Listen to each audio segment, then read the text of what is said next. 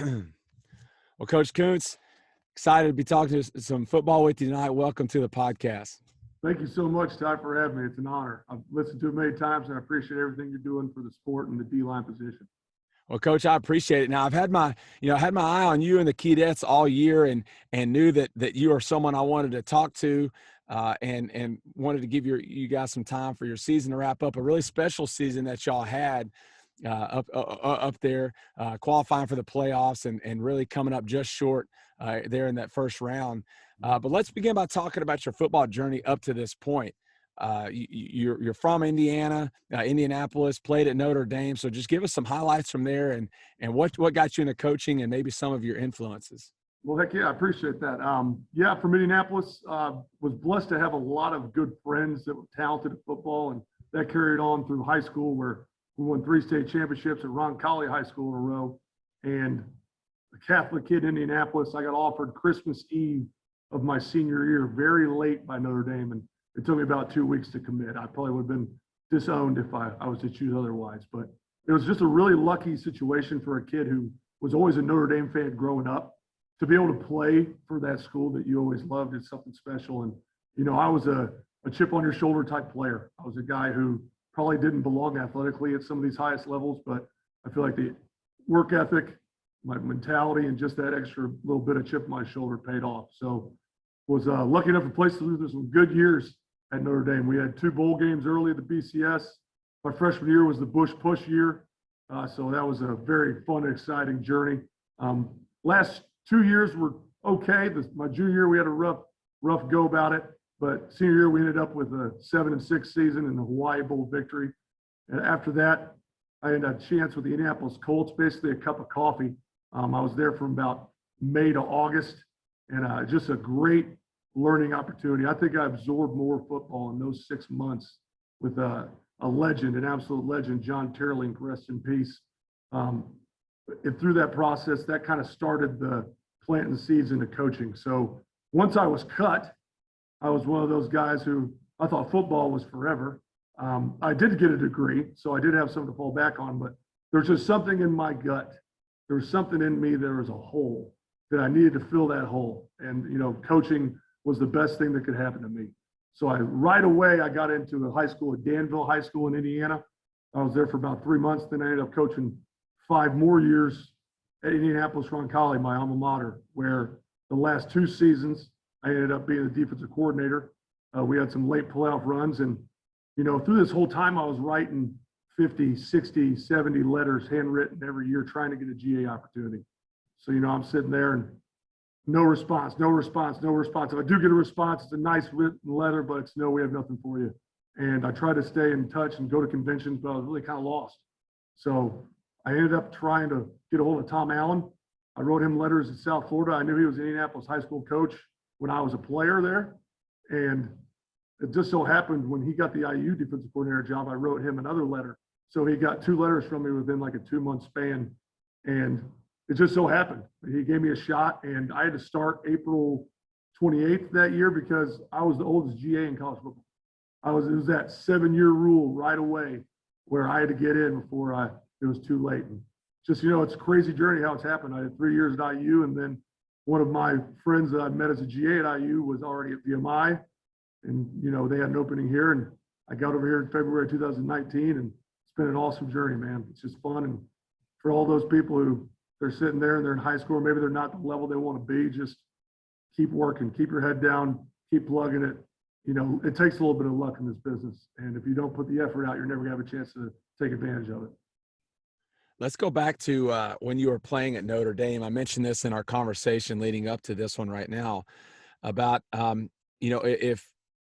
if people were to, and I hate to put you on blast like this, but if people were to go and Google you, they could find some pictures of you with some pretty awesome haircuts from back in the day at Notre Dame. I really don't think there's any shame in it. And I mean, because you look really good with you got the mullet going and you had the mohawk. And so just seemed like a really high energy type guy. Talk about that and where that comes from. And is that how you coach today?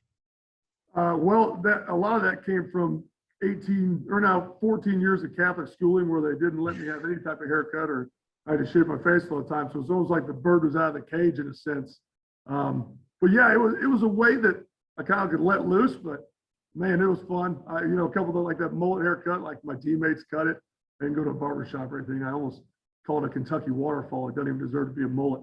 But it was just something fun. I was a wild man. I mean, to be a 290-pound nose tackle and defensive lineman at that level, where I had to play at a different type of mentality, it was hard for me to flip that switch. Like everything I had to do was that type of mentality. It was just get ready to take on double teams, knock people back, be violent, attack in every way of life. And I think that kind of held true as a little bit of peak in my haircut. I'm just very high energy. I think people notice that when I'm a coach. I mean, I don't want to say it for myself, but anybody would ask, I think they'd say I have some juice. But yeah, I think that helps motivate players, which is what I really want to do, no matter what level, no matter what situation. It helps me in that aspect, is having that little extra gear. So call it weirdness, call it excitement, call it juice. I got lots of it. Yeah, absolutely. Well, I think you have to as a D-line coach. I've said this before many times on this podcast, and this is no offense to an inside receivers coach, but you can coach inside receivers or running backs, maybe even DBs, and not necessarily be a juice guy. Mm-hmm. I don't think you can say that about defensive line or offensive line. I think in both of those spots, those guys there, those coaches there had to be bringing plenty of juice. It is. And, you asked me, like, what are my kind of favorite aspects of D-line play, and you nailed it. It's the violence of the position and the physical difficulty of it. And if you don't have the right fight type mindset in there, I think you're going to have a little bit lacking in the technique department. And so you're right, there is an energy. And, there are good D-line coaches, no-line coaches who don't have that. I mean, I think especially when you get to like the NFL, yeah, I'm not sure they have to have that. I mean, you're dealing with right. men who've probably been playing a lot longer than you have. So, I think there's certain levels and talents that, everybody's got to judge the room, but I'm with you, man. If I'm going to go down swinging, and I'm going to bring the juice. Yeah, you're right. Well, okay, so now you're at VMI. For those of us who don't know, describe some of the unique challenges, but also some benefits of coaching at a school like VMI. There's a lot of challenges, and I don't want to ever take away from the university because it's been here since 1838, and it's not going anywhere. It's a great place, a high education, right? But the living conditions, the military aspect, what they have to go through, not only academically, but on an everyday basis. And then on top of that, your freshman year, when you go through matriculation, it is very challenging. I know there's not any air conditioning in the barracks where they all live. And, originally the barracks were actually built as a prison in the 1800s. So obviously there's been advancements to that point, but there's a certain uniqueness that it's a difficult place, but when you get through this process with all the camaraderie, with all the brotherhood that's in there and the sisterhood, obviously there's female students here as well. There's a different type of connection postgraduate here. And not only do you get a great degree, but your network is just so huge.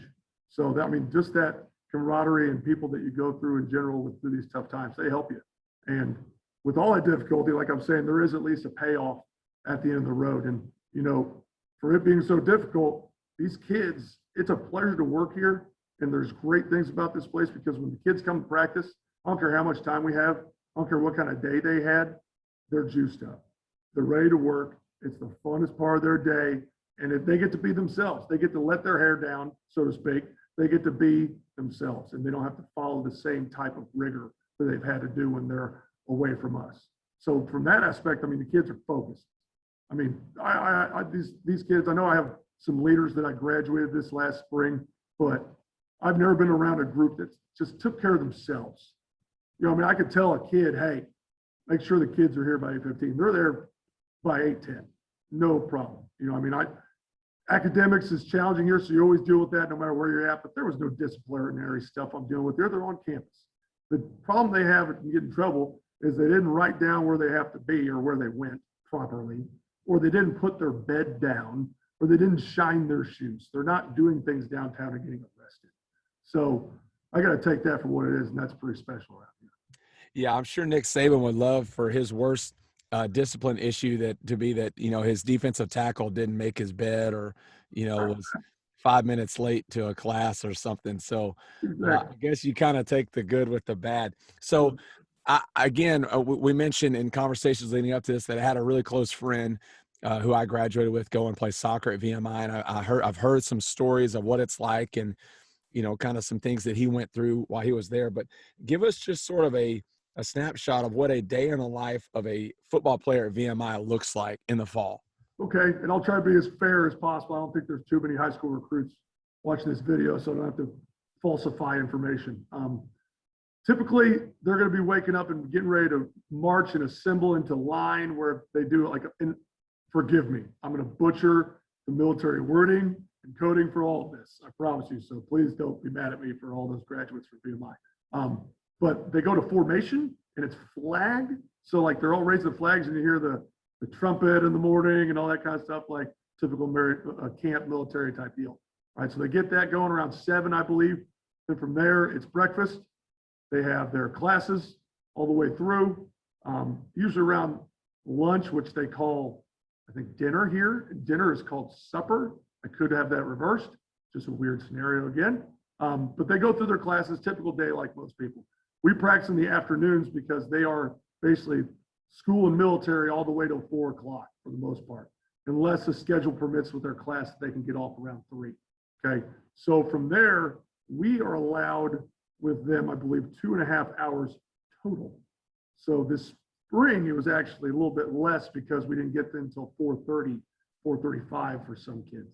All right, so from that 4 o'clock to about 6:30, we have them, and that's meeting, that's practice. All right. From there, they have to line up after practice to get back into formation and do another little deal they do every night where they put down the flag. All right. And from there, they have late supper, study hall, lights out or ish. They're in their barracks, right, around 11. And they have to sign in, they have to sign out if they leave barracks. And they have to make sure they have permission to go over to football practice and have all that stuff checked out. All right. And it's a daily grind. And COVID kind of increased a lot of that because for the most part, these kids, and especially when it was hitting the fan, they couldn't leave campus. It was lockdown. So it's a daily grind for these kids. And we got to make a lot of things happen. We got to teach and get a lot of work in less time than our opponents. And that's just something that we accept and we got to deal with. I'm curious as a coach coming in who did not go to VMI, what adjustments have you had to make maybe in your own personal life or in your coaching style or how you prepare? Because you talked about, time is a factor, but you also just within the constraints that you're dealing with there, being in such a unique situation, what changes have you made within yourself to kind of to fit or to best address the needs of your players? That's a great question because these kids, the biggest thing I learned, because I was coming from, high school and I use a GA, even like we had to get after kids. You got to get after them for energy, for juice every day. Even at practice, you got to get them rolling. And when they mess up, you can ride them a little bit, especially the way I do it. I never belittle people. I don't, dehumanize anybody. All right. But I am stern and I hold myself and them accountable. And I do it a certain way. All right. With these kids, they're taught their freshman year how to survive yelling, how to survive punishment and matriculation. You know what I mean? So when they're going through that and they got people yelling at them, they go into a shell. There's just something about them that they go protect mode. I'm going into my personal space and I'm just going to get through this. All right. So early on, when I'm trying to reset the tone of the position, all right, there was some grinding. I mean, there was me grinding them, but also kind of some fight back in a way that they didn't respond how I thought they were going to respond in some cases. Now, every kid's different that you coach, but overall, as I've grown here, I've learned it's a different type of deal. You're never going to get anything out of these guys by completely yelling at them and belittling them. That's not going to happen. I'm going to naturally be loud and people might think I'm yelling at kids, and really I'm just talking urgently at them. You know what I mean? So that's just who I am. And the ability to kind of make that always positive as I can, it's just made me a better coach being here. Because you can't just rely on yelling at people. You can't do that. And I know that's how kind of I grew up being coached. I know there's some coaches who still do that and some coaches learn to do that. But there's a time and a place. And when you earn that respect, that's when it's more valuable and when you can use it to your advantage more. And I think that this place has really taught me that. It's, sometimes the kid, just tell them straight up. You don't have to be mad about it. You don't have to be, just tell them straight up how's it going and put an arm around him, because he's been through a lot that day before he got to me. Right. And so there's a time and a place, and pick your poison and learn to push the buttons at the right time. I think that's something that helped me develop here. And another thing was, early on, I'm getting here, I'm like, why are they doing this? Look, I've never been a part of the military, so why are they having to do this? Why can't we get them here? I just stopped asking why. Just deal with it. So what, now what? Doesn't matter. Nobody cares. Work harder, figure it out. And, it's just, I think that's, you can't say that all the time in life, but there's a lot of times in life you can say, you know what, just deal with it. Let's just go. Let's figure out a way to make it work. And I think that's been extremely valuable here with our staff and everyone here on our football program.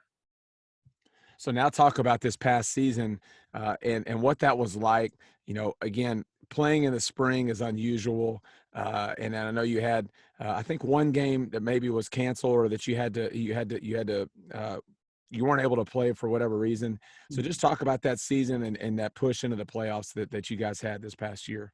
Oh, my pleasure. It starts out in the fall. I felt like all fall we'd have a little bursts of camp, We had a little 6-day, 7-day camp in August, and it's done. All right. So now we're trying to figure out, are we going to play 1 or 2 or 3 games in the fall? All right. So we're still kind of working out, still doing what we can. All right.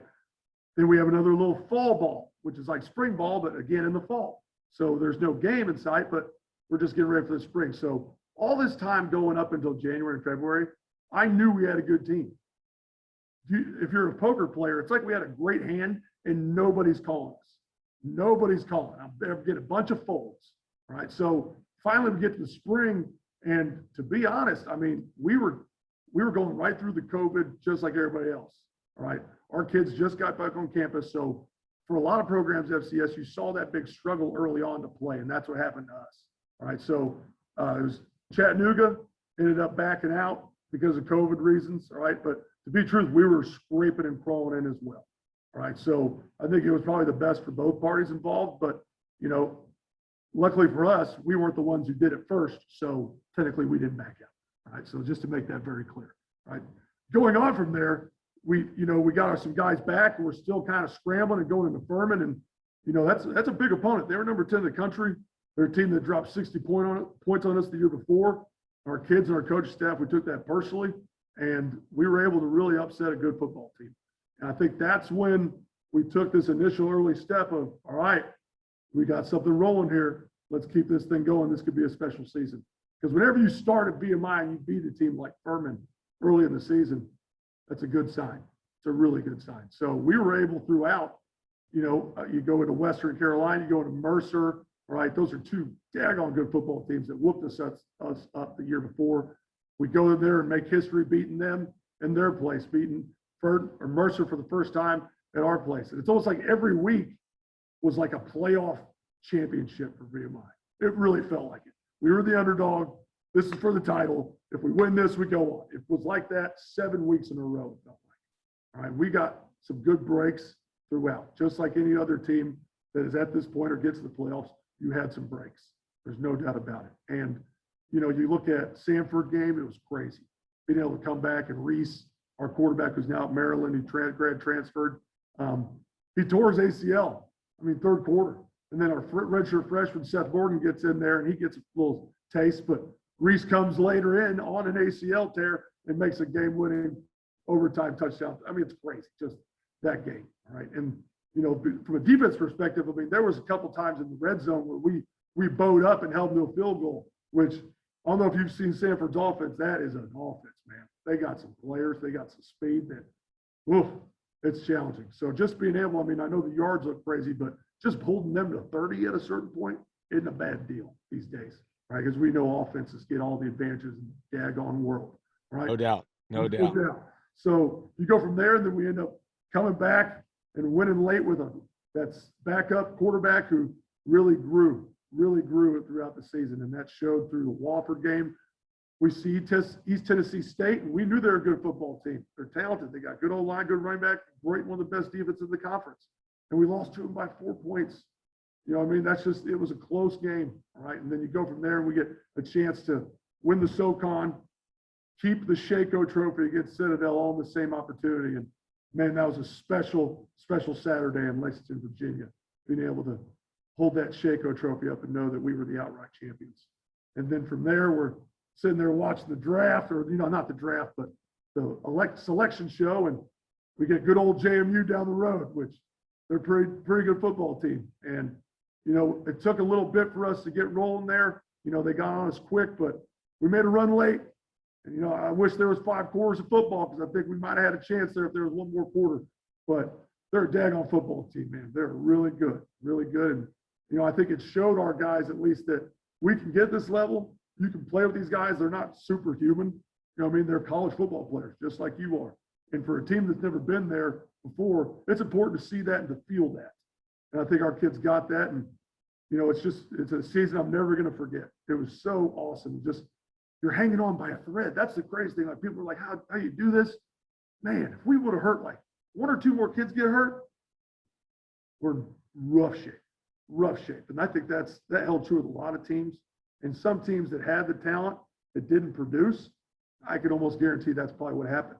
They had some key guys get hurt, and now depth is already thin in the spring. It's a lot different than the fall.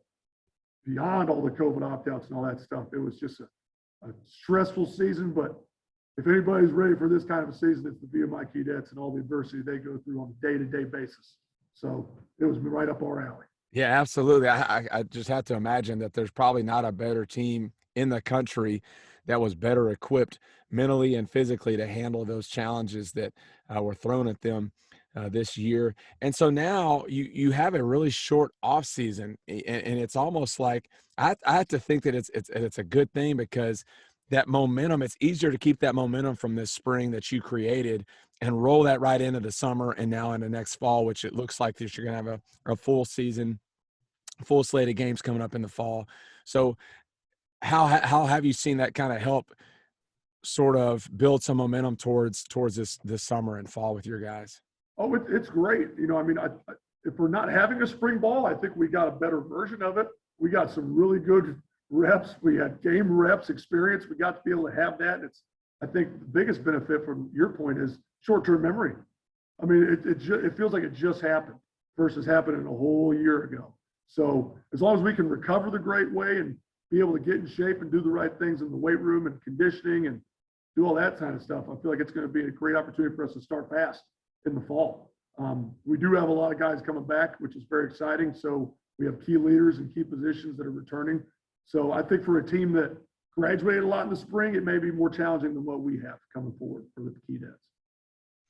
Well, let's talk about your defensive line there. You guys are odd front, but you're also very multiple in that front. So let's just start with your coaching progression for your D-line. How are you coaching things like alignment, stance, keys, assignment, et cetera, with your guys? Absolutely. Well, we are a technique-based defensive line, and when we're an odd front, but really we're in multiple fronts. So we're an odd personnel, but we play a lot of different techniques, a lot of different alignments. So I teach alignments, the general way like everyone else usually does.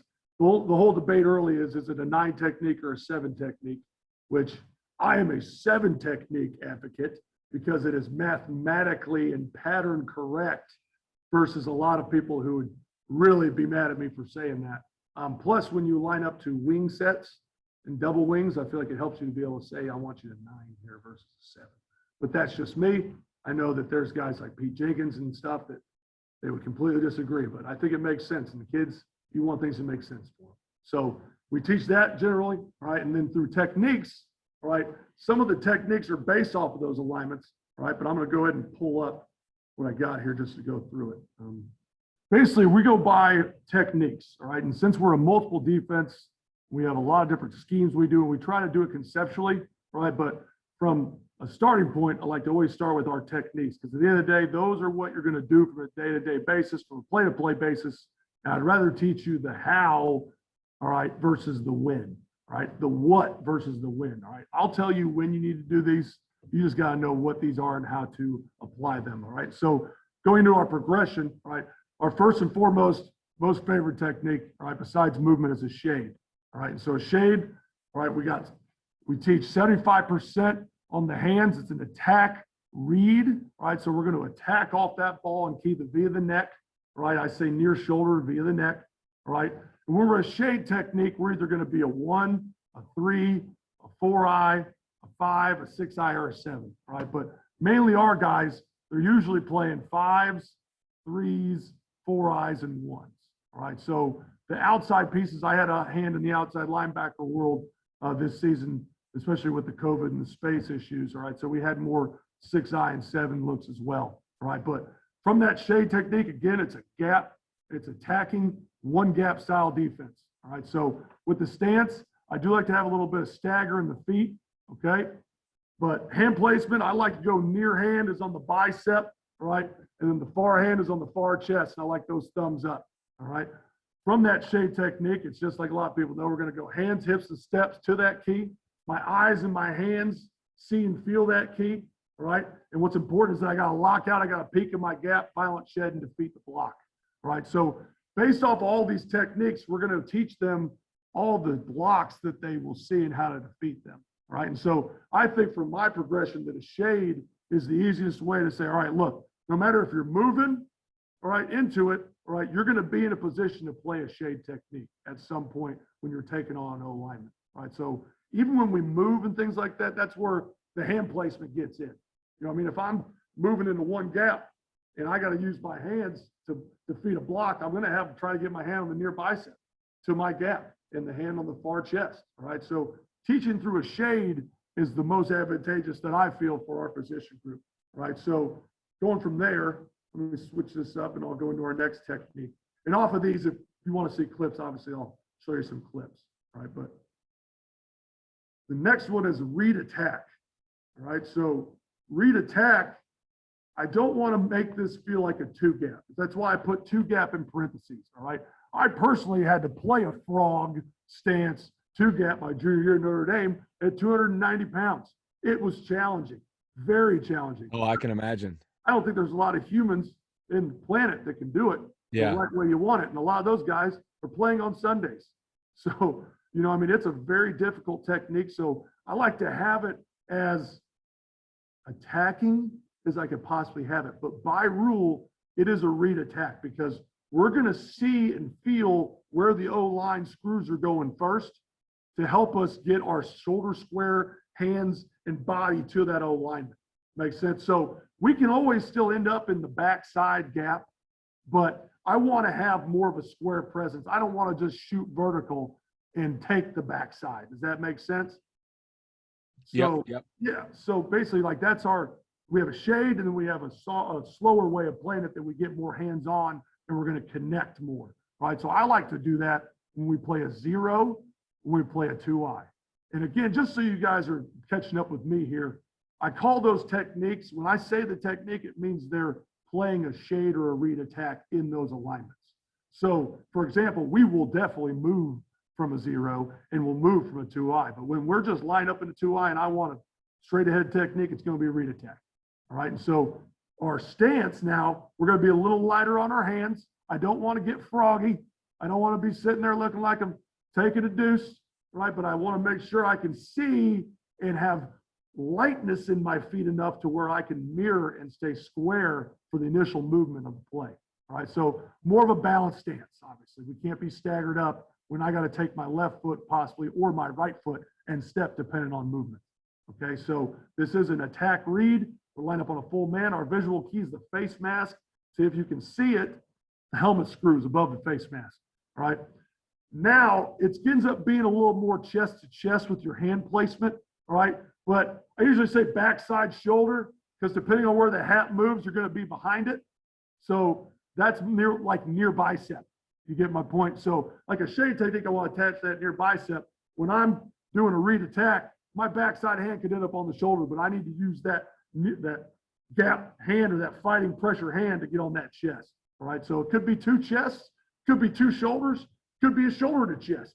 I'd like to see somebody clinic talk and tell me that hasn't happened playing D-line. A lot of those people didn't play D-line. They think that your hands are going to end up a little funky sometimes. You know what I mean? You're coaching high school kids. I coach them. Well, I think you always give them a place to aim, but then that's in an ideal world and that it's going to sometimes wind up bicep and armpit and But yeah, you give them a place to aim. It's kind of the whole aim small, miss small deal. If you just say, go attack this guy, well, that's pretty wide open. But if you give them those target points, then that at least gives them something to shoot for. But yeah, you're right. Those hands wind up in a lot of different places. No doubt, no doubt. And you're right. Aim small, miss small. It's, and one thing like coaching these kids that I told you, one of the benefits, they're very smart and they're very detailed and specific.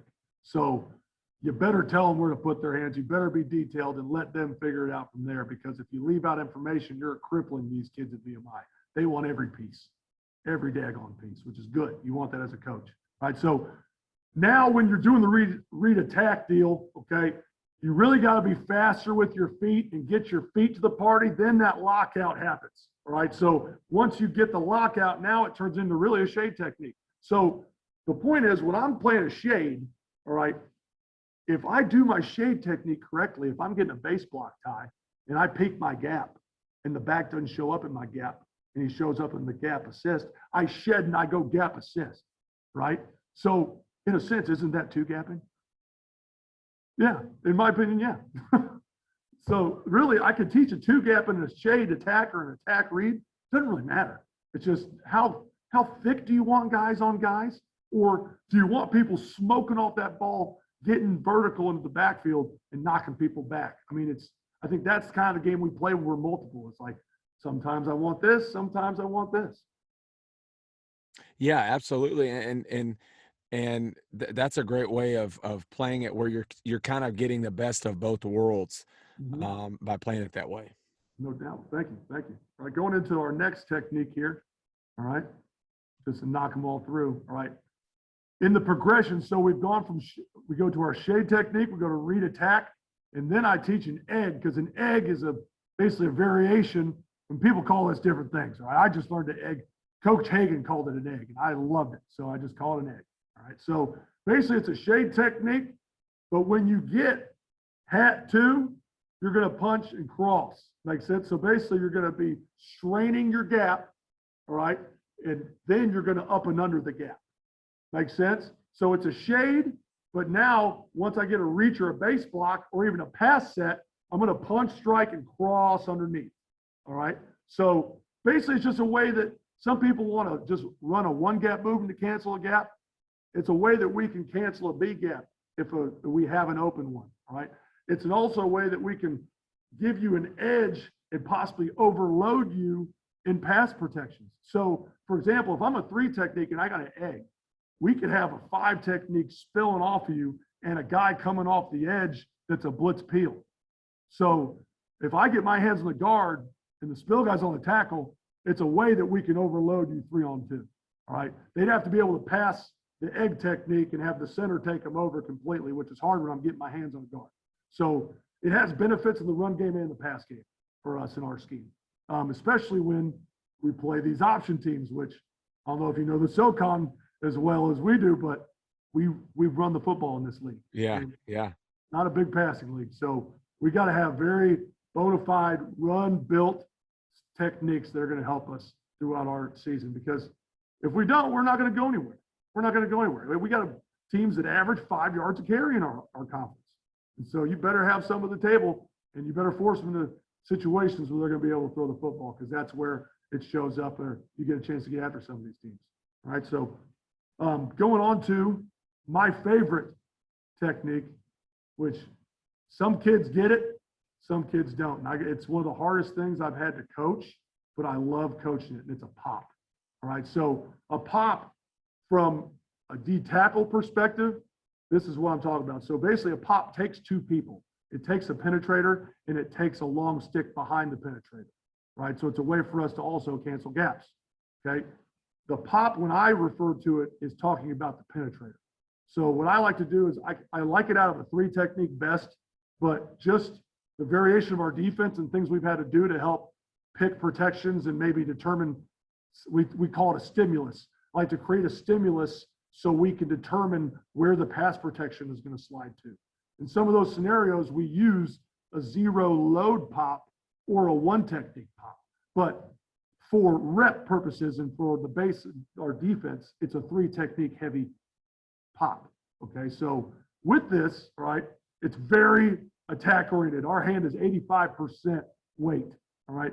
I want to balance our stance because I don't want to take a humongous first step, right? Just the way that when I'm a penetrator and I'm shooting through a gap low and causing chaos, the worst thing can happen is that I get knocked off the block or that I get cut or reached. Okay. So just having a more balanced stance, right? Having this train track, so to speak, allows me to turn my feet over like a bicycle better than taking one humongous step, dipping, ripping, and being really not powerful through the gap. All right. So what I coach is it's very low pad level. Bear crawlers are great doing pops as long as they get their butt low, all right, which is perfect for the podcast. Win with your hat is what I say. Win with your hat. And when you say hat, I like to think eyes, my face. I talk about being violent through the line of scrimmage. And it's not about, you don't want kids playing with their eyes down. I like to tell them, put your face through the line of scrimmage. Pretend there's a piece of glass right across the line. Your face low is breaking through that glass. And so I think that kind of leads into some of our movement stuff, but it starts with a pop. You got to be able to have a kid just rip through, juice up, not get reached, not get cut off, and penetrate. If you're on the ground in the backfield, it's okay. It's not that big of a deal because you're canceling gaps and you're causing havoc. So it's one of my favorite techniques because it's not a lot of coaching to it, really, as far as what to do. The coaching is how to do it. All right. So that's where you got to have the right kind of kid. There's a kid I had in 2019, right, who he was just a hard head. I mean, this kid, it's like you could hit him in the back with a 2x4 and it wouldn't even flinch, right? He's just one of those hard-headed kids. He loved this thing because it was just like, you're telling me I don't have to think of and see anything. I could just go. All right, I'm all in. So that kind of kid loves it. When you get kind of the thinkers and the feelers up front and those guys who want to see and decipher, right, this isn't usually the technique that they succeed at. You got to really grind them through there. All right. But it's the most aggressive technique we do. And that's why it's one of my favorites. All right. The pop. So you said you like this when you're, so I'm assuming, so the 5 technique on that 3 technique side, is he going to then long stick into the A gap? Correct. Okay. Correct. So is the 3 tech going to try to keep contained through the B gap? Or do you have an outside, you have an overhang or someone who's technically keeping contain on that side? Yes, that's a great question. We usually have either an outside pressure that will contain it, or we're using it as a B gap to B gap cancellation. So we can be a spill player in that sense, that we will have a C gap presence show up from a second level. So I've had it where it is that way before, not here, all right? But here I like to just make it as less thinking as possible and just go be disruptive. Now, when we run it against Citadel and wing T teams, which we have done, and that's why we kind of went multiple, is we want all our techniques to fit against every opponent. We play quarterback, which makes it a nice little change up to when you run midline or mid follow when we're just running a pop right in your face. It also is a beauty against trap. So when that guard comes and kicks out the popper, that long stick just sneaks right in there for a layup. Yeah, I like that. That's a different way of playing those midlines and traps because, usually a 3 tech storming upfield is exactly what they want to see. Mm-hmm. But, when you have that 5 technique wrapping around, sniping it from behind, that makes it tough on those guys for sure. Absolutely. And, as far as those option teams go, just, I am 35 years old and I'm not acting like I am God's gift to green earth here. But I do know one thing. Defensively, if you don't have dudes that are just going to dominate up front or dominate from the linebacker position, right? The worst thing you could do against these option teams is get vanilla. Because they're trained to know exactly how to block trash cans. Yeah. So getting vanilla doesn't work unless you can literally just beat the crap out of the guys. So part of it is like, we got to be different. We got to be able to do some stuff that is going to make it challenging for those guys blocking. And every scheme has weaknesses. I know our defense scheme has weaknesses. So trying to be able to exploit that with movements and being disciplined when you do it, I think creates some good opportunities. Yeah, for sure. For sure.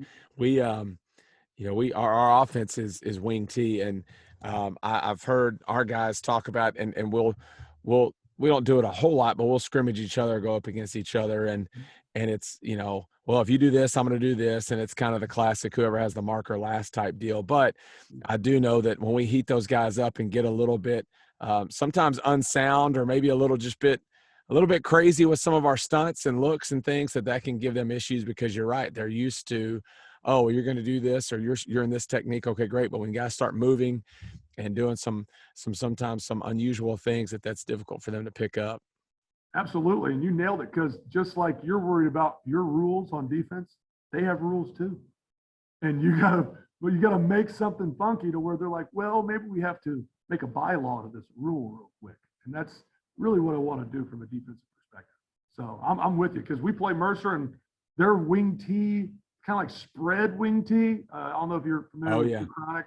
Yeah. But yeah, I mean, we got after them, but I know that they got it's some good scheme they run, man. I mean, it's difficult. You got to be sound, and part of the reason why we had success against them is they were young up front. And when you give these type of hard looks to young kids, it can be challenging. So I would expect them to be a lot better with our movements next year. I promise you that. So we got to be better up front. But those are our so-called vertical techniques. So basically, to recap, it's shade, it's read attack, it's egg, which is really like a shade. You're just, if the hat comes to you in any way, base, reach, or pass set, you're going to strain and then up and under it, right? Or a pop, which is just, let's shoot our bullet. Pop's great. Almost for anybody who's listening, it's kind of like when you're on the goal line and you got to get real low and you got to shoot in the gap. That's basically what a pop is comparable to, from someone just listening here through the Spotify realm or whatever podcast you like to listen to. All right. So now we're going into our movements, which that's what separates us from a lot of teams in our conference. I'm just going to tell you straight up, we move, and we move a lot. All right. But the hard part is, at least, and this is what, even a guy that I coached high school ball with, Ron Colley, he said this when I was D coordinator, and it even held more true at IU with Coach Hagan. And it was, if you're going to move all the time, you better have some change ups where you're going right after them vertical, because like you got to go punch them in the mouth from time to time, or else you're just going to get a bunch of O linemen sitting there, staying ladder on the line of scrimmage, sifting you out or washing you. So I really harp on, especially with our D coordinator, Tom Clark, is, what do you like this week? What kind of calls do you want to run? What do you like? I got to have a movement. I got to have a vertical attacking defense. Almost, I don't want to say base, because we're so multiple. Like our movement is somewhat a base for us at VMI. All right. So I call it a change up. Basically, you got to have a change up. We're playing straight up shade technique, read attack, egg, where we can't let these guys just think that they're going to be lateral and not have to roll off the ball and block us. You know what I mean? So I think that's a big part when I go into our movement stuff, is like, you got to have some punch in the mouth techniques to counterbalance this thing. All right. So with that, all right, I'm just going to keep it pretty simple. All right. As best as I can here. All right. We have one gap movements. All right. I separate these things. So I'll pull this up. I separate these one gap movements by inside and outside. All right.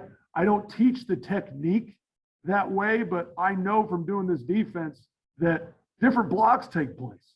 You're seeing different things when you are a 2-eye ripping into the B gap than a 3 technique ripping into the A gap.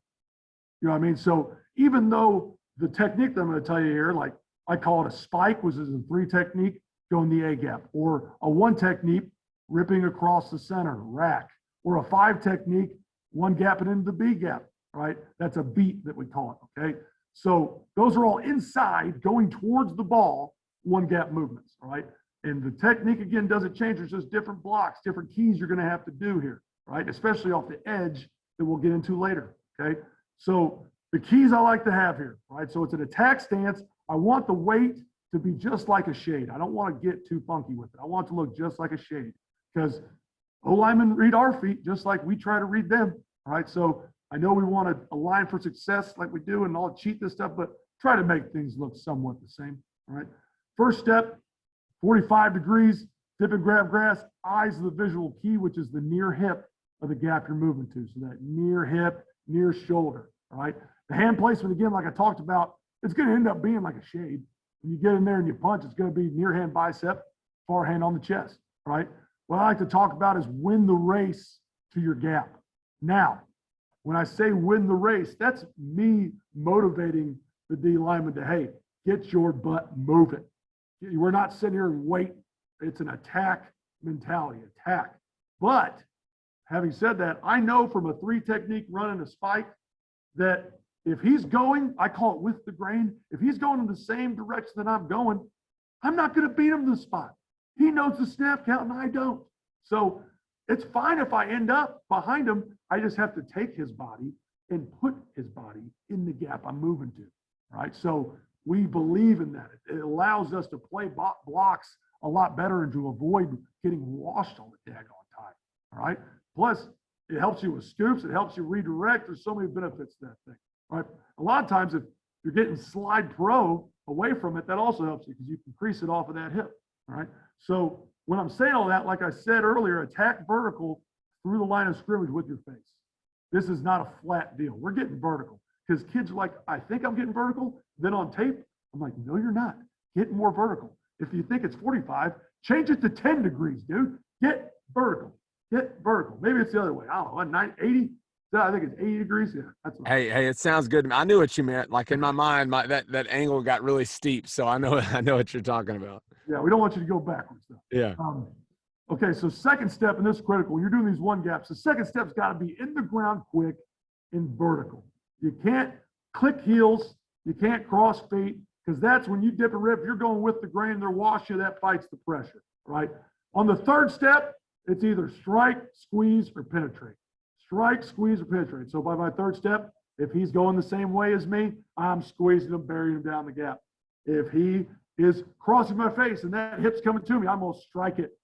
If I'm going that near hip and it's space, I'm penetrating, right? Obviously, there could be some kickouts and things that happen off of that. So it's critical to even chase that hip that our visual key is at, all right? So that's the one gap inside, okay? And I'll just go to tell you the names of what we call the other ones outside. All right, let me see here, right there. All right, so going into our outside movements, okay? So now think about it like this, a 2-eye ripping across the guard into the B gap. I call it a rag. A 4-eye ripping across the tackle, all right? When we do a rat, it's a spill technique, all right? We didn't do too many rats, but we have it in our toolbox if we need it, all right? We hung our hat more on loops, which a loop is a 4-eye looping outside who's going to be a quarterback player. He's going to squeeze kick out. So he's going to contain, all right?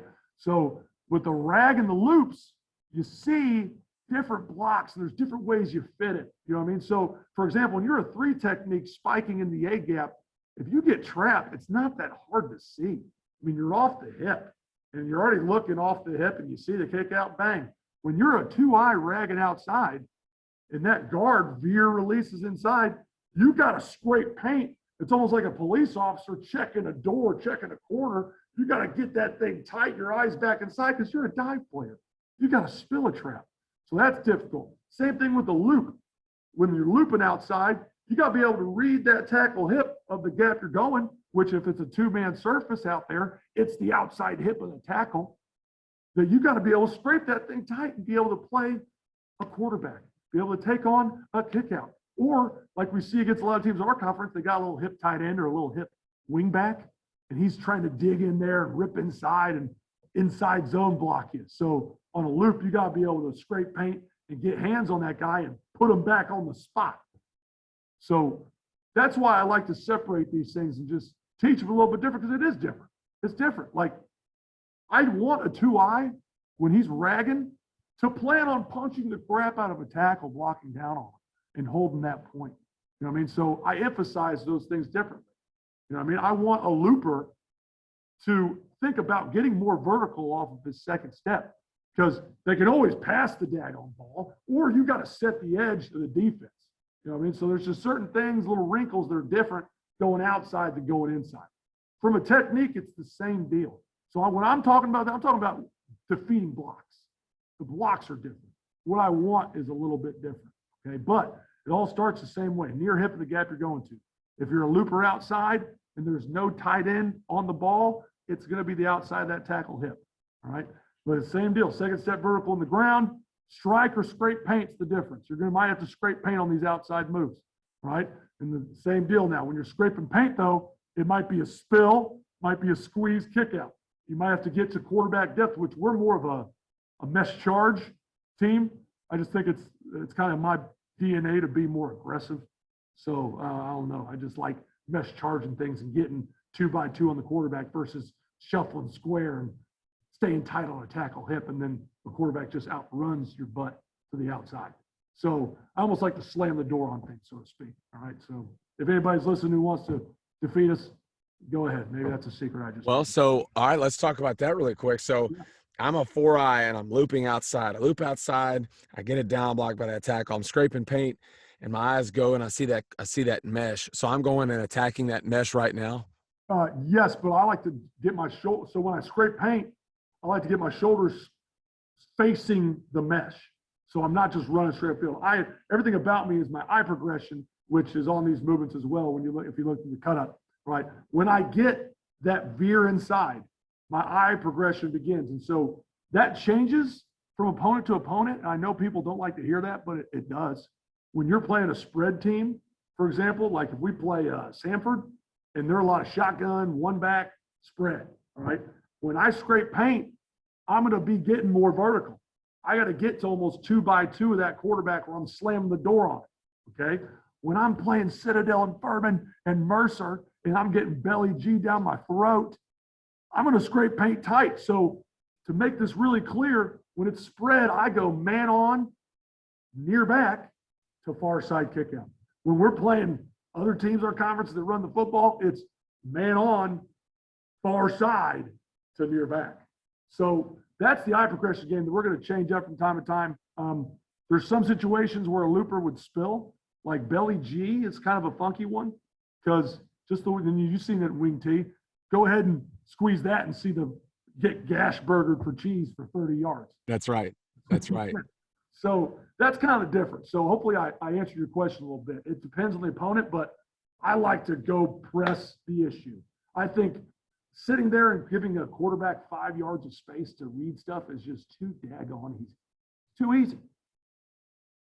So, you know, is it risky? Yeah, at times. But I like the aggressiveness. I don't like getting struck out looking.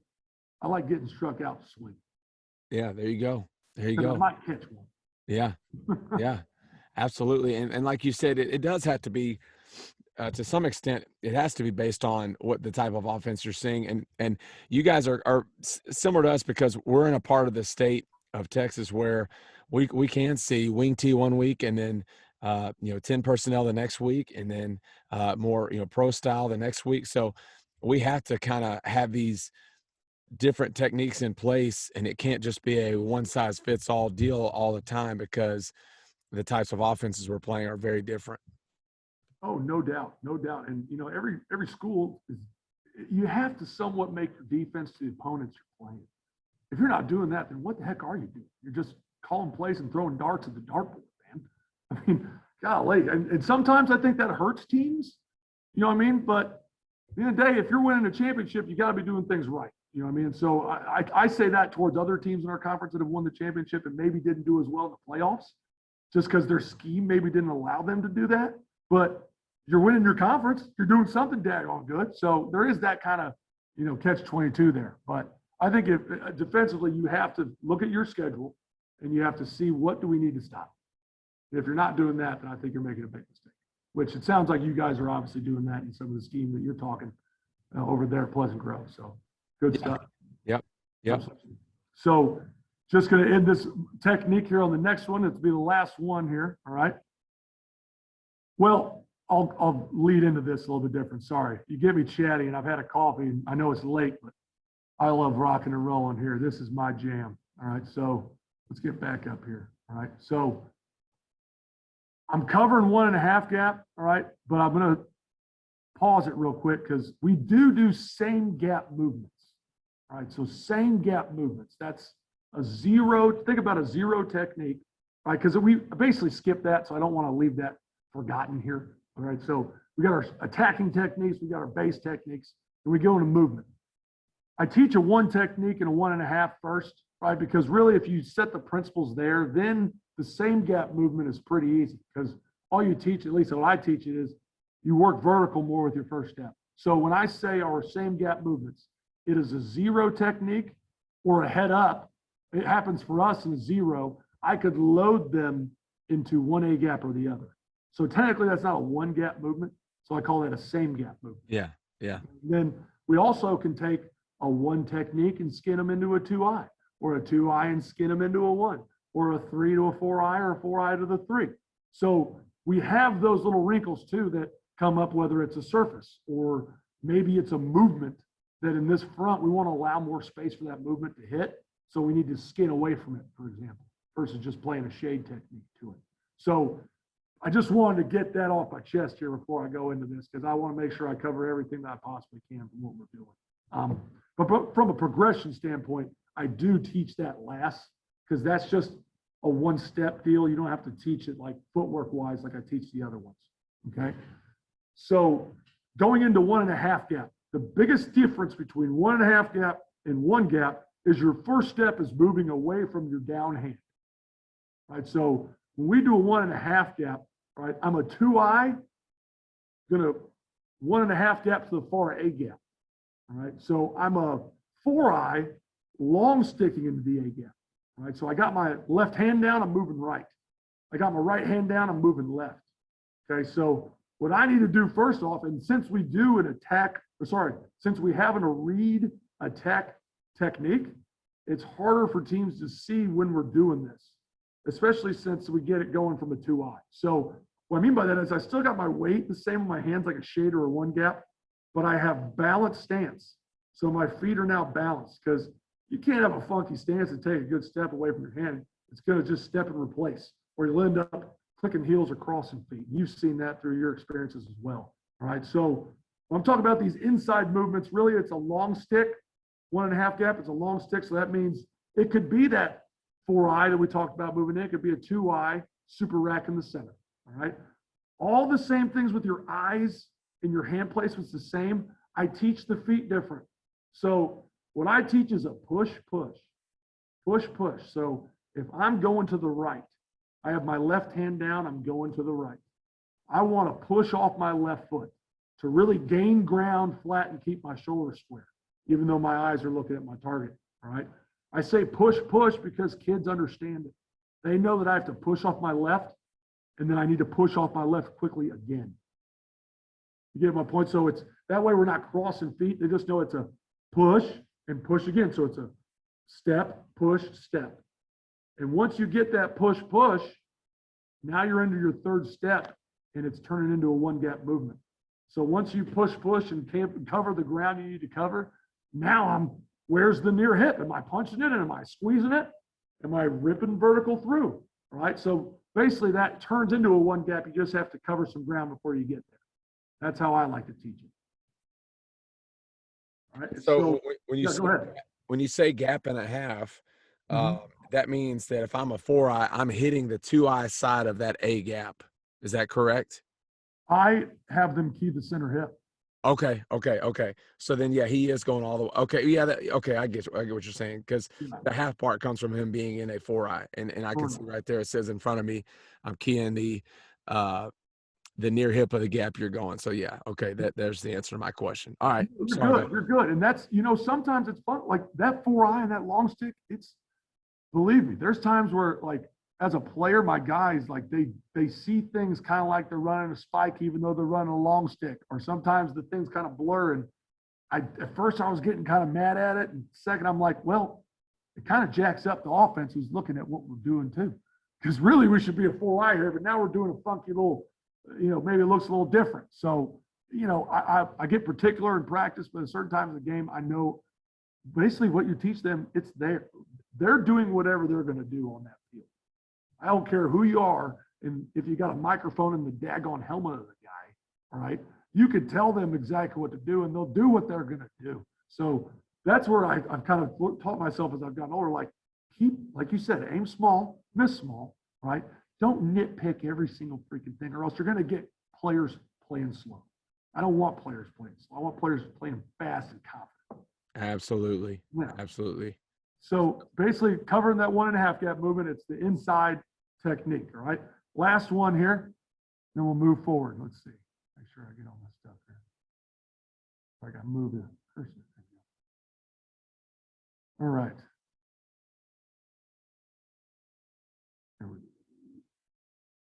All right, outside.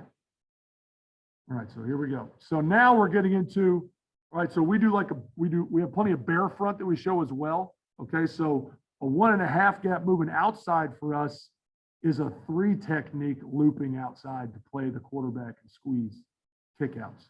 Or it could be a 1 technique ragging the guard. So I'm a 1 technique with my hand towards the center, but I got to push and get to the B gap outside that guard. So everything about that's the same as far as the hand, where the weight is, the stance, the eyes, they go to the same spot.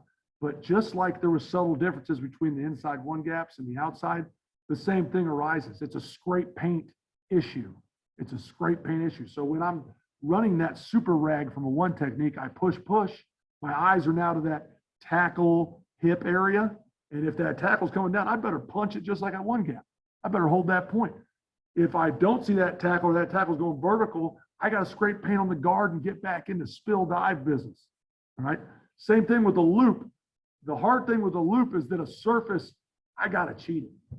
I got to cheat. We can get into that and discuss it for sure, but I'm a big guy of it. A line for success. A line for success.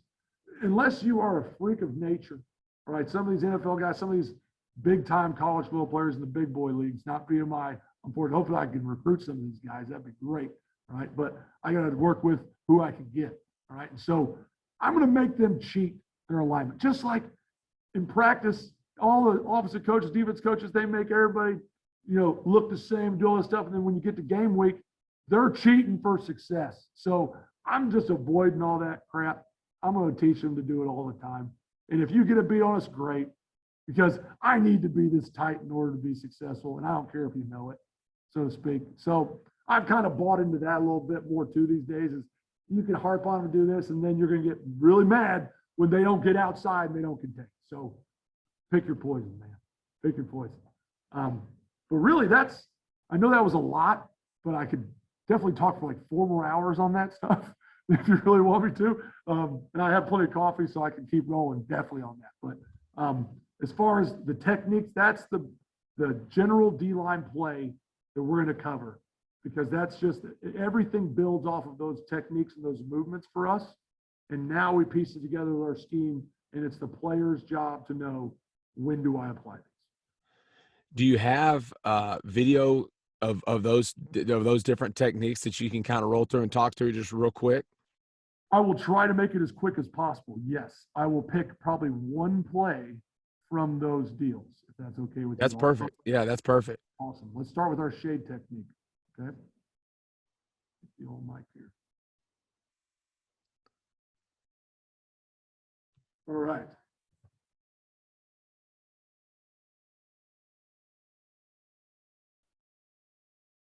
See where we're zoomed in here. All right, so basically on this one, right, we're looking at all 3 of these guys. Sorry, I had my laser pointer on it. You guys can't see my laser pointer. All right, so these 3 right here. Okay, so we have a center, we have a read attack here, right? So really we focused on these 2. All right, let's get the inside, or let's get the end zone view here. Okay, so look at these 2. All right, so we got shade, shade. All right, we're getting 2 base blocks. This is a man blocking scheme we're seeing here. All right, so go back here. V the neck, hand on the bicep. I can get a little bit more strike off of this, right? But at least my fit's okay. Now from here, he needs to do more knockback and peak this gap and then gap assist. Make sense? So what you see here is, like we talked about, is that just playing a shade, I control my gap, I peak my gap. If the back's not there, I can gap assist, which he does. All right. Over here on this side, I call this a base as well. I mean, it's not fire off ball. He's more hinging and turning in a little bit, but it's a base block when you're playing football. I don't care what you call it. All right. But we get good strike, pad level's a little better. We get the lockout, hand on the bicep, and the last one's on the far chest. He's peeking through his gap, seeing the back. As you can see, what does he do when he sees that back? It goes to him, so he's not just going to rip off. He's squeezing and having patience, Because one thing I tell these guys is, look, don't make the choice for the running back. Don't make the choice for him. And you know why JMU is really good at running the football? Because their backs mess with that better than anybody we've faced. And when we picked this gap, they would show it, stutter it, and bounce it. I mean, it was beautiful the way they run the football. And as a D lineman, I usually don't like to say that, but daggone, those kids, they can move now. Right? So we're going to make you have that guy if you're going to do that. And still we can make plays on people who do that. But that's just an example. Have some patience in the run game. All right. And here's one real quick that'll go into a next one. This is a read attack, 0. All right. So the read attack now, he's reading the screws of this center. All right. So really he's getting at him. He's going to lead with his hands. Stay square, but you see how at a certain point you have to pick a gap. Even as so when I'm doing a read attack, if he doesn't show me one way or the other, I got to go at him and I got to pick a gap. So it ends up turning into a 2 gap, just like this guy, just like this guy. All right. So even on that read attack, we can still play just like a daggone J. Does that make sense? Yeah, absolutely. So that's just one good clip here of a shade technique. And we get another bonus of here of a read attack. Nothing better than when you look at your group and you see 3 one-on-ones in the run game and you win them all. Yeah, that's right. Nothing better than that, man. So those 3 techs right there. Yep. Is it like, do you say, hey, your primary gap is B gap, but your secondary gap is A gap, and how is the linebacker fitting? Is the mic just fitting off the nose? The mic in a lot of these scenarios here, all right, it could change from week to week, opponent to opponent, but it's going to be a center to triangle read. So they might end up getting a little bit of this action when they're reading as well. But a lot of times it's center hat. All right. If we get a good beat on the specific guard, whether it's to the back or away from the back, we can read that as well.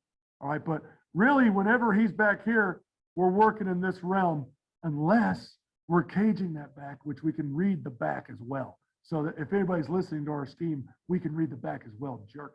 All right. So from him, though, most of the time it's a center to guard hat triangle read. Okay. With these guys, the other thing I'll say is I talk about open book test. Where's the back? All right. In this picture, we get a decent look at them doing it.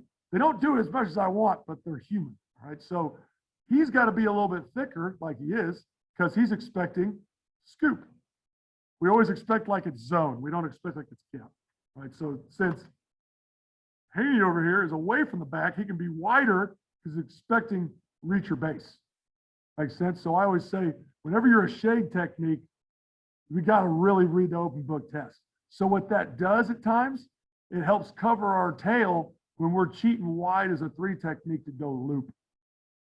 You know what I mean? So like sometimes they're like, well, why is he out there? Yeah. You know what I mean? You don't know if it's the back or you don't know if we're moving. You don't know. Right. So hopefully I answer your question on the shade, if that makes sense.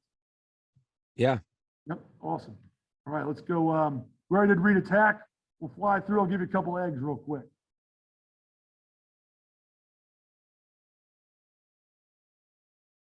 Oh, crap. I want the calls off of here. Oops. One second.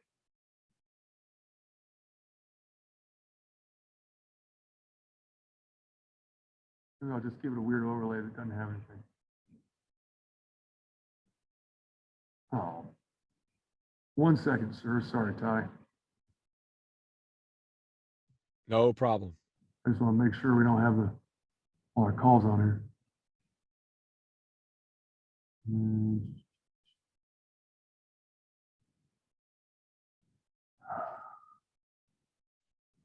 No, that's mine. Daggone it. Give me 1 moment.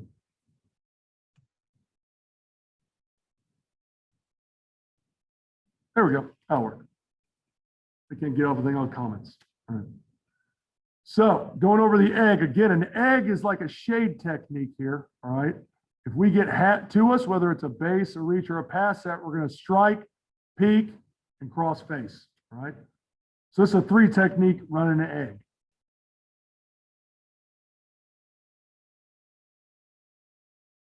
Pretty good play. Jordan Ward's crafty veteran. He's actually, we don't have grad school VMI, so he's actually transferring. He graduated, and he's one of the highest graduates here in history. He's going to Ball State, so he got a full ride to Ball State. So good for him, man. Great opportunity. But as you can see here, it plays like a shade. I wish he wouldn't hop out. All right, I wish his hands would be a little bit better. But what you see is easy. If you strike, you lock out, and you peek, that's enough strain to make him want to lean. We use that against him. Yeah, that's a great picture of it with that guard leaning. You see his weight way out over his toes. Oh, yeah. Right? Yeah, absolutely. right there. Right there. But you know that when people do this, they struggle at times because they want to get too excited and just get up underneath it. You know what I mean? But it works better when you just have a hair of patience and you sell it like a shade. Yeah, like you said in the on the graphic, you have to have them locked out first. If you're just trying to pinball in there, it's not going to work, and you're going to get driven off the ball. But yeah, you got to get them locked. It's a progression. You got to get them locked out, you know, and then you peak, and then you can. I guess the terminology I would use is you trash them. Yeah, violent shed, trash them. Yeah, anything getting rid of those holding, cheating.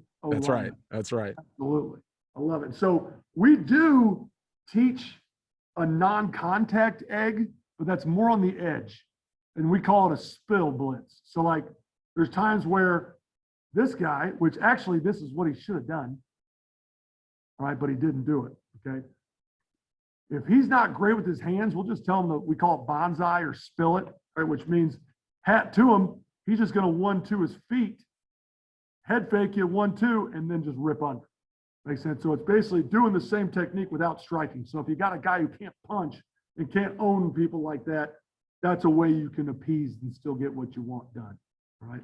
But these O-linemen are good now. They see that a lot. They're going to hinge in and really shut down that big gap.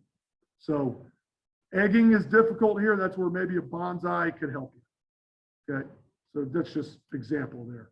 All right. So we got those. I'll give me let's see. Let's go into our one gap stuff. All right, let's get a couple pops. You know what? I talk all this game about pops. Let's see a couple pops. All right. Let's start with the hard head himself. One of my favorite guys I've coached, though. I like the hard-headed ones, those violent ones that want to just ask questions later. All right. So everybody says don't get reached. No, 3 technique can never get reached. Well, there is a thing called overreaching, Coach Taylor. And if an O-lineman overreaches, that's his fault. All right. So what you have here is a pop. He's the penetrator. We get the long stick behind it. They're running speed option. What you'll see from the end zone, all right, it ended up happening like we're talking about. The pop ends up being a Q player. All right. Let's fast forward this thing. So all this 97 is thinking about is I'm going to rip vertical, right? And so what you see here is an overreach by the guard. So really he's on his path, but he ends up just beating the center. So again, is it just how you wrote it up? No, but if you were too picky, he'd probably do something like that, not make this play. You know what I mean? So I love the aggressive mentality of it. And like I said earlier, you can see the blitz peeler coming off the edge to help him out to know that he doesn't have to contain the thing. He just so happened the popper ended up making the tackle and getting the ball. So yeah, huge play there, right? Let me see. This is another good example here. Just the disruption of it, all right? So you can see from the end zone here, the popper, long stick. I mean, just getting vertical in the backfield alone causes the split zone action to end up getting 2 for 1. We call it a good old twofer. So he's trying to go outside there, just ripping low and penetrating, knocking people back, caused incredible disruption, which that's what we want in the D-line, chaos and disruption. But again, this kid was great at these, just being a hard head, low, ripping through. Beautiful look. And now here's an example, all right, of even if it's not the cleanest rep, that 5 technique, long second in there, he can be a player now. So watch this kid.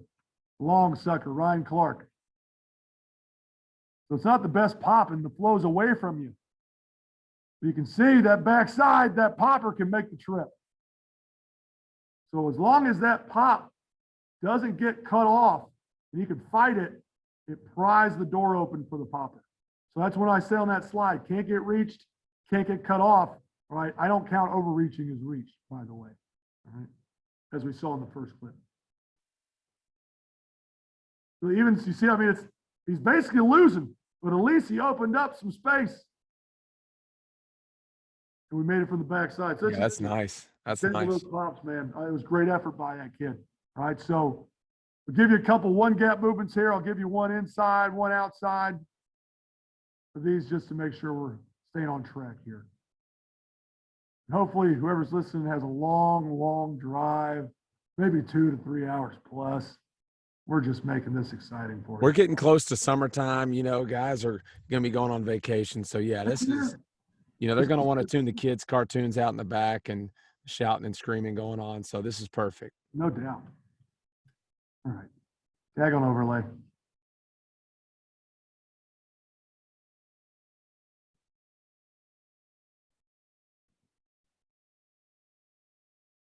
All right. So we got a one gap movement here. Okay. So this is where I remember saying that when you one gap move, right, depending on what block you're seeing, it turns into a shade. At a certain point when you're punching and you got a gap you're responsible for and you're on a side of somebody and you're a half a man, it turns into a shade. So we got a spike into the A gap here. He's going to read the center's hat. And as you can see, it's exactly what we want. Just knock back, vertical press. First step is 45. He can grab grass a little bit more, but look at that second step, get vertical. Vertical and in the ground. I'll do it a little slow here. Boom. Now the power is different. A lot different. Look at that pad level. Locks out, redirects and makes a play. This is a great example of getting vertical off the movement. I'll go slow here again.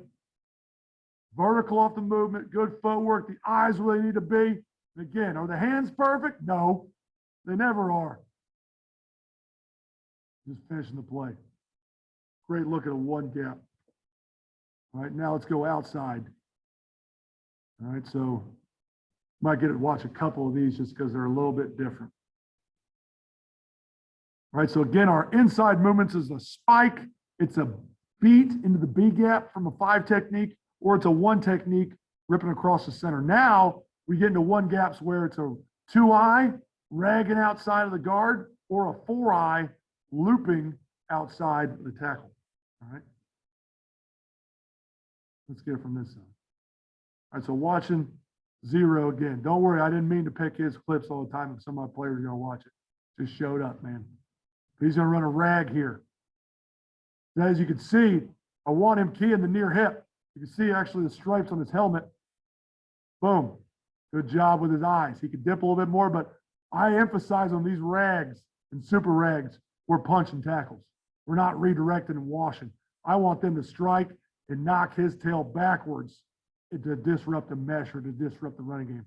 I don't want to just redirect off that guard hip. All right. Look, it's always, hey, I talk to our guys about the dirty work, man. A lot of times our job is dirty. It's physically difficult, and we allow other people to be successful at times. What you see here is actually on the other side, another good look at a 1 gap inside. Spike into the center. He's trying to fight through his gap here. Ends up crossing face. Pretty good look from both these guys inside. And even on here. So let's go out to the outside. Now, I put this in the 1 gap, but really this is like 1.5, right? Because he's looping outside, right? And so now we got a surface here, Ty. So we got a surface. I want him to step through and key that surface, right? Because there's a lot of things that surface can do, a lot of stuff. If they come and cut back in here, I want to treat him, redirect, scrape paint, almost like a base block. I'm going to base him back, all right? But he could also arc out. And then now I got a kick out coming. So I got to know if he goes out, I go vertical and scrape paint, right? Or if he runs, sorry, I teach it like this. If he goes vertical or out, we get vertical and work back in. So that's one of those eye progression deals I talk about. But again, now it's a 3-man service. So you got to be able to go punch this tight end. And just like we tell all these D linemen, getting blocked by a tight end is sinful, my man, sinful. So my favorite is when these guys bring wide receivers in here and they stand up like this. Yeah. I treat them like tight ends. Yeah. You want to act like a tight end, we're going to treat you like one, and we're going to line up on you. We're going to punch in the mouth. So keep lining up your receiver on the point, man. Keep doing it. At least you see good hand placement trying to squeeze back. You know what I mean? Now, he needs to do a better job here have a little bit more visual towards the back, because our loopers, whenever we get back to us on our eye progression, we got to check boot. Got to check boot. All right, so that's outside. Now going into our 1.5 gap.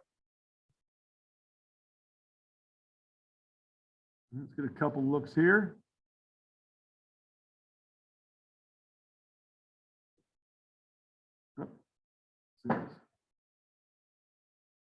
Overlays, secrets.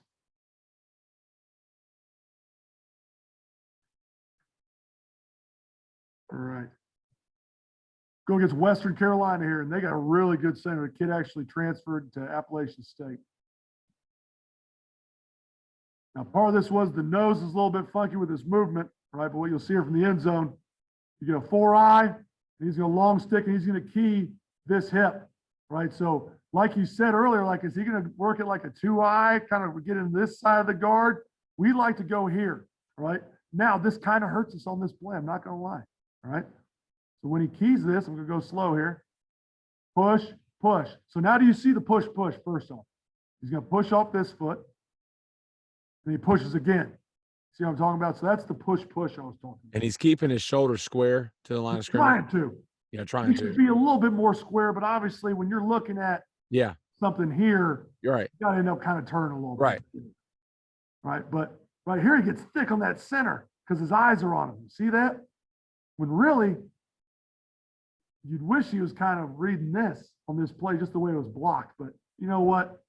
Who knows? I think the center kind of screwed up, in my opinion. He should be flying towards him. But I want a little redirect, but I just think it's a great look of, all right, step, eyes, and he's really attacking and focused on the near hip of that center. I just wish he would react a little bit better out here, but tough play.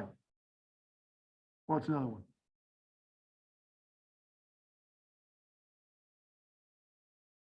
This is a good look at just dirty work, right? Are the hands perfect? Heck no, right? But he knows this is my gap. I'm keying this shoulder, all right? So he's going to long stick in the A gap. You see how he kind of sits more on this guard hip? It's not exactly how I want it, but look how he fights to get into his gap. I mean, he's taking up 2. He's fighting and doing his job, and you know what? It's not pretty. But look, we got unblocked people because of him. Unblocked people, all right? Which I always say that's worth it. That's worth it. Make the linebackers go take you out for a meal or something, all right? Let's go an outside one here.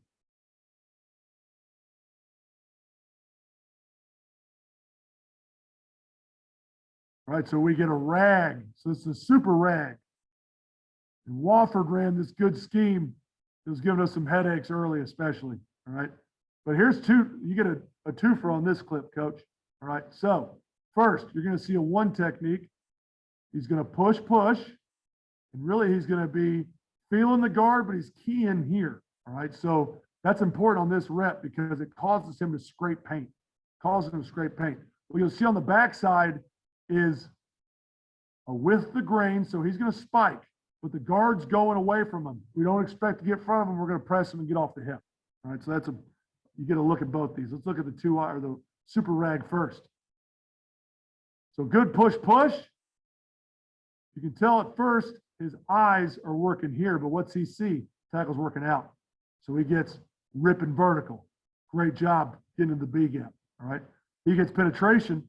This is a really cool kind of play. So they run this like midline. So the quarterback, I don't think he ever keeps it or he hadn't kept it, all right? They pull the center, and then they man block. Make sense? So it's kind of a funky little play. Yeah. But they were killing some guys on. I think they really liked their center, and it was the way they could handle 4 down. All right. But again, push, eyes. This is almost a scrape paint scenario. Makes sense. So the tackle wasn't flying down. So that tells him scrape paint. That's one of those outside differences than inside differences. All right. And then on the backside, he's squeezing them, falling off the hip, making a play on movement. All right. So just to give you a visual, all right, I think that as good examples as I could get without spending 5 hours here rolling through my hundreds of clips. He's like, yeah. No, that's great stuff. Great stuff, Coach. Thank you. And I love the movements and just the freedom that you guys, that gives you guys to be able to, play off what that offensive line gives them. Absolutely. Thank you. It's amazing what you can get kids to do when you're aggressive. When you're aggressive and it's fun, and obviously football is fun no matter what you're doing, but there's just something different when you're moving around and you're having fun and you're juiced up. And the hard part is you got to simulate, which I know we talked about all this stuff, and my basis as a coach is always fundamentals and simulation. Simulation is some of the most critical stuff you got to do, right? And so remember that is during training camp, we're doing fundamentals. We're teaching you all the techniques. We're teaching you hands. We're teaching you how to do things, how to get your body the right way, right? Even like we'll talk about pass rush here soon, right? It's how you got to teach them the dance moves, so to speak. You got to teach them where to put their feet, right? But after that, you got to be working simulation. You got to get 2-on-1 drill. You got to get front line. You got to get half line. They got to fit blocks. And the way you got to do that is, at least I don't know, unless you got scout teamers on the reg, all right, we got to self-serve.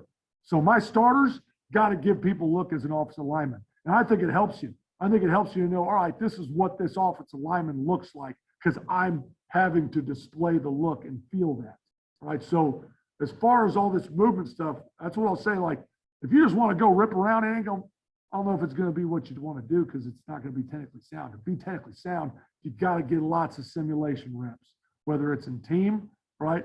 Or I like to get additional ones in our indie drills. On mute. Well, Coach, we're actually we're going to wrap things up here with some rapid fire questions for you, and we'll have to save the pass rush stuff for another day because I know that we can get into some great stuff there and really learn more about how you guys get after the quarterback. But I want to put you under some pressure here before we get you out of here. So you cool with that? I like it, man. Let's go. All right. Well, let's hit. We're going to get the controversial question right out of the gate here. Okay. You mentioned that you were a part of the Bush push game, the USC Notre Dame game, that infamous game with the infamous finish right there where Bush pushes Matt Leinart into the end zone. But here's what I want to know: how tall was that grass there at Notre Dame Stadium that night? Oh, that's good. That's good. Yeah, very tall. Yeah. To the point where we're like, Coach, we don't like it this tall. I know we're trying to slow down Reggie Bush, but he can still run, man. They ain't gonna cut it. So, I remember because y'all wore green jerseys that night, right? Yeah, we did the old switch after warmups, which is because I remember watching that game. And remember the commentators talking about how tall the grass was, and at first you're like, oh, come on, like whatever. And then you're kind of looking at it, and I've seen clips of that tape, of that game since then. It's like, man, that grass was pretty long. Oh, and bad news. There was a punt returner that USC had that buckled a knee, like tore a knee, trying to catch a punt, and I think it was the grass. You think he got caught up somewhere he wasn't expecting. Shame on us for getting it that high, but it's just the way it is sometimes, man. Hey. You gave the maintenance guys a week off or a couple of days off. Speaking of now, so I see you guys play there on a grass field there at VMI. Notre Dame is now turf, so that's not an issue anymore. What do you prefer, grass or turf? I prefer grass because I'm an old school guy, and I just think that I think certain scenarios, obviously the way the grass is kept, I have particular details that I enjoy. Like I love some of that southern grass, like down there at Wofford. They got a really good area. Some of the best grass field I remember was playing at Georgia Tech back in the day with Calvin Johnson. That was some good grass they had down there. But I'm old school, man. I mean, I always played on grass. Like turf was just getting cool when I was in high school. So there was like 2 teams in the state that had it. But I just think it's more natural. I think obviously the guy's a little better give at times. Obviously you keep it well kept or else it could be dangerous, but right. It's better for long term versus the turf. I think there's going to be things that come out here in 20 years that they're like, turf isn't hot as what we thought it was going to be. It Yeah. says year to Yeah. year keep, but the knees and the back and all the joints, I don't know what that's going to tell in the future.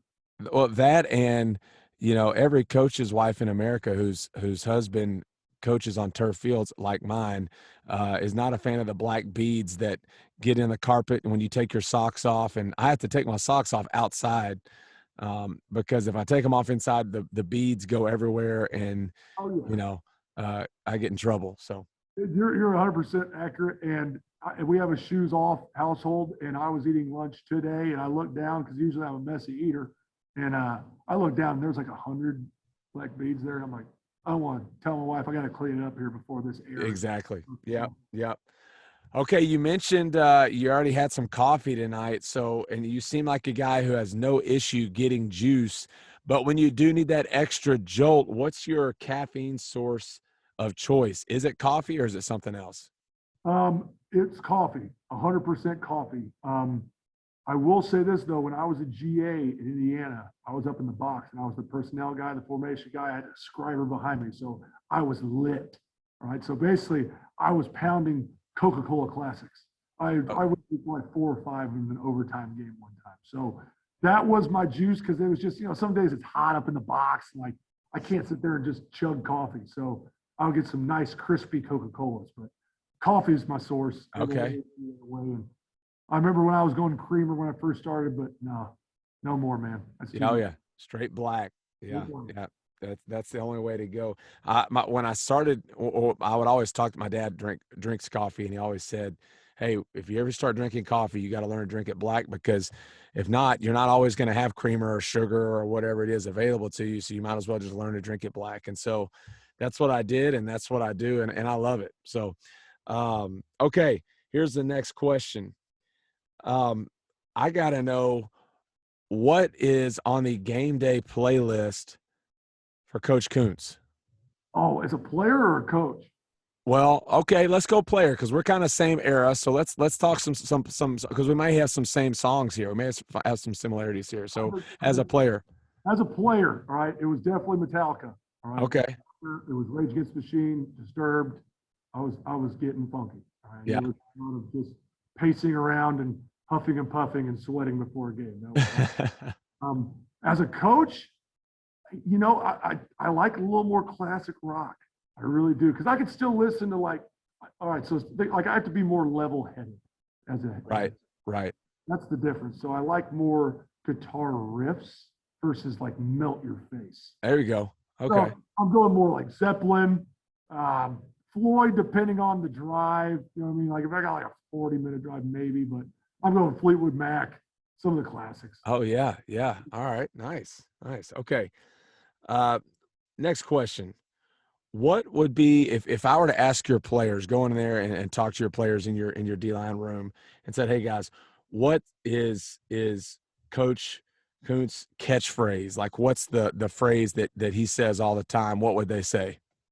Oh God, I know what it is. Read a book. Okay. It's like if they're doing something bonehead, it's just like read a book, man. Come on, that's simple. Read a book. Read a freaking book.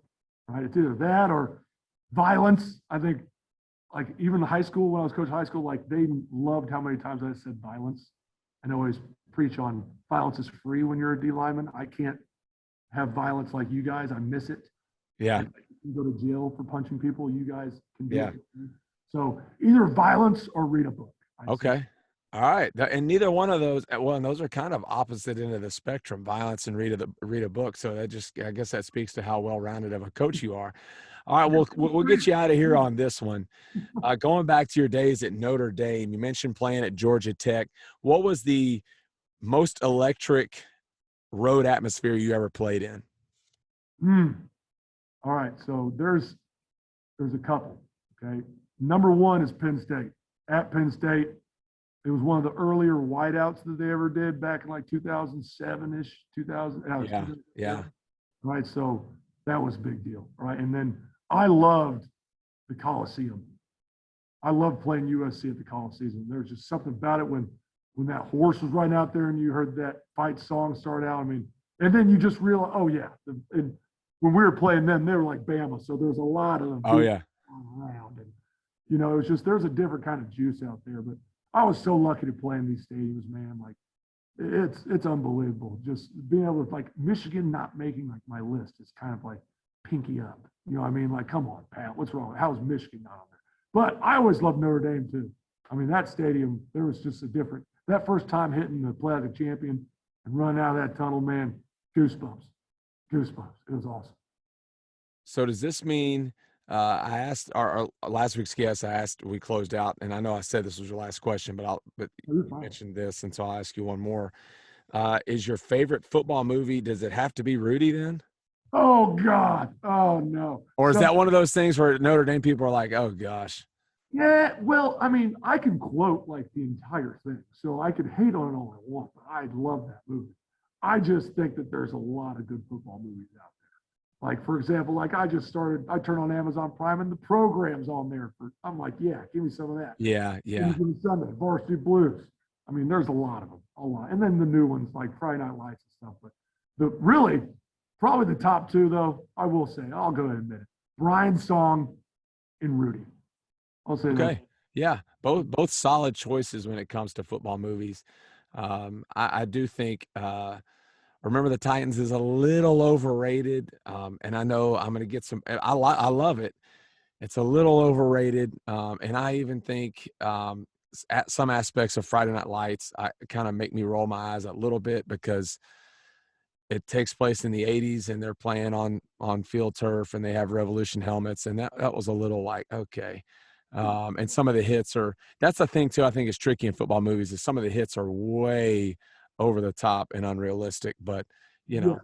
Yeah. Like I always like Julius Campbell running down the guy on the sideline looking like he's jogging always made me laugh. But yeah, I want to see Varsity Blues, like guys Superman jumping over a block and killing quarterbacks. Right. Yeah. Yeah. What do y'all have that? Do you have that somewhere up in your playlist here? Guys, Superman over a tackle to left tackle to get a sack. Can we see that?